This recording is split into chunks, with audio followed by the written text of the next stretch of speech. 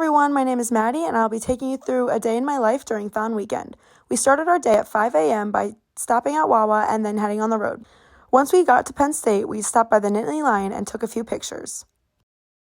Then we headed to Beaver Stadium for the Mini-THON Appreciation Breakfast hosted by PNC Bank. I sat down with a few of my officers and then met up with the Mini-THON Student Leadership Council. All of our Four Diamonds directors were so excited for the breakfast. To kick off the breakfast, we heard from a PNC representative and then headed over to hear from a few speakers. First, we heard from Stacia Millard with some encouraging words and then listened to a Four Diamonds family speak about their journey. Then we heard from a captain panel about their positions in THON. We took a break and then we went to the second breakfast where we would hear from another touching family speaker.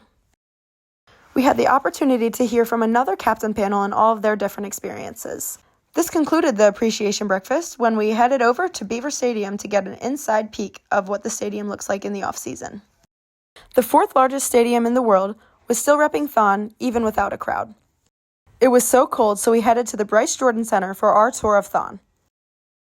Our tour guides gave us an inside look of THON over the weekend, starting with the floor.